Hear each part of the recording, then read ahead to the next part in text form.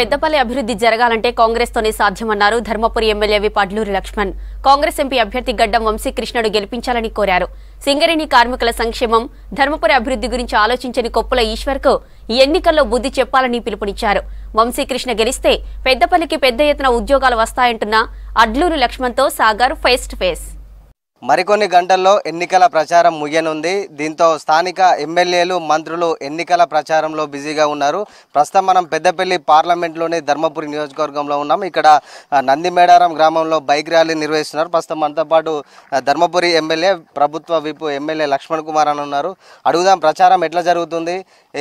నమస్తే అన్న, ప్రచారం ఎట్లా జరుగుతుంది? ఇప్పటికీ దాదాపు 2 నెలలుగా మీరు ప్రచారం చేస్తున్నారు.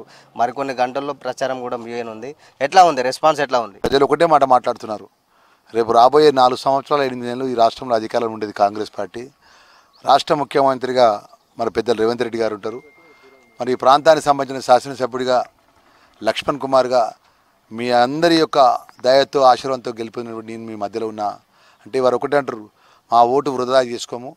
100% ఏదైతే ఇచ్చినటువంటి గ్యారంటీ పథకాలు అమలు పరుస్తూ మిగిలిన గ్యారంటీ పథకాలు అమలు చేయాలంటే అది అధికారంలో ఉన్న పార్టీకి ఓటేసిన అమలైతే తప్ప అధికారం లేని పార్టీకి ఓటిస్తాం, ఓటు వృధా అవుతుంది అని ఒక విశ్వాసాన్ని వ్యక్తం చేసుకుంటూ ఇక్కడ పార్లమెంట్ అభ్యర్థిగా గడ్డం వంశీకృష్ణను పెద్ద ఎత్తున గెలిపించి ఆశీర్వదించాలని చెప్పి జరిగింది. మేము ఇప్పుడు ఈరోజు పొద్దున్న 5:30 నుంచి ఉపాధి హామీకి సంబంధించిన అనేక గ్రామాలు తిరుగుతున్నాము. అందరూ ఏమంటారు, ఈ ఉపాధి హామీ పెట్టింది కాంగ్రెస్ పార్టీ, ఈరోజు ఈ 100 రోజులు పని పెట్టింది కాంగ్రెస్ పార్టీ, ఇలా కాంగ్రెస్ పార్టీ వచ్చినాయి, కాంగ్రెస్ పార్టీ అయ్యామైతే స్థలాలు వచ్చినాయి తప్ప ఈ 10 సంవత్సరాల కలిగి ఏ ప్రభుత్వం చేయలేదు అనే విషయాన్ని కూడా, అభిప్రాయాన్ని కూడా తెలియజేస్తున్నారు. మిగిలినటువంటి R&R ప్యాకేజ్ సంబంధించిన డబ్బులు కానీ, ఇంకా ఇళ్ల డబ్బులు కానీ, ఇంకా ఇతర డబ్బులు ఏమన్నా కూడా రాష్ట్ర ప్రభుత్వం దృష్టికి తీసుకెళ్ళి, ఇరిగేషన్ మినిస్టర్ గారు ఉత్తమ్ కుమార్ గారి దృష్టికి తీసుకెళ్ళి తక్షణమే ఆ నిధులు విడుదల చేపిస్తాయి. ఎందుకంటే ఎలక్షన్ కోడ్ వచ్చింది.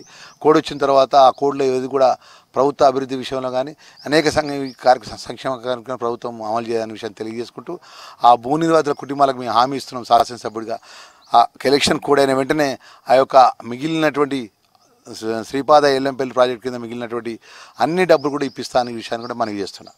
సీఎం రేవంత్ రెడ్డి గారు కావచ్చు, ఇతర మా నియోజకవర్గాల ఎమ్మెల్యే కూడా ఫోకస్ ఇక్కడే ఉంటుంది. ఎంత మెజారిటీ ఇవ్వబోతున్నారు? మెజారిటీ అనేది ప్రజల చేతిలో ఉంటుంది. మేము ఒక ప్రజాప్రతినిధిగా మేము ఎలక్షన్ ప్రచారం లోపల మేము రాష్ట్ర ముఖ్యమంత్రి గారు స్వయంగా వచ్చి ప్రాంత సమస్యల విషయంలో మాట్లాడడం జరిగింది. అదేవిధంగా జిల్లాకు సంబంధించిన ఐటీ శాఖ మంత్రులు పెద్దలు శ్రీధర్ బాబు గారు కూడా కార్నల్ మీటింగ్స్లో వాటి మాట ఇవ్వడం జరిగింది. శాసనసభ్యుడిగా నిన్ను కూడా ప్రజలు కూడా అన్ని విధాల 4 సంవత్సరాలు 8 నెలలు ఈ రాష్ట్రంలో అధికారంలో మేము ఉంటాము. మీ సమస్యలన్నీ కూడా గ్యారంటీ పథకాలు అమలు చేస్తాము. మీకున్నట్టు ఏ సమస్యను అమలు చేస్తామనే విషయాన్ని కూడా వారికి మాట ఇవ్వడం జరిగింది.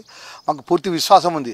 పెద్ద మెజార్టీతో ఏదైతే లక్ష్మణ్ కుమార్గా నాకు 22,000 మెజార్టీ ఏ విధంగా ఇచ్చిలో అంతకంటే పైచిలకు మెజార్టీ వచ్చే విధంగా ప్రజలు ఆశీర్వదిస్తున్న నమ్మకం, విశ్వాసం నాకు ఉన్న విషయం తెలియజేస్తున్నాను. మాకు న్యాయం చేయండి, రాజకీయ బాధితులకు పూర్తి స్థాయిలో డబ్బులు వసూలు చేయలేదని చెప్పేసి చెప్తున్నారు. మీకు కాంగ్రెస్ ప్రభుత్వం వచ్చింది, న్యాయం జరుగుతుందని చెప్పేసి వాళ్ళు ఒక భరోసా ఉన్నారు.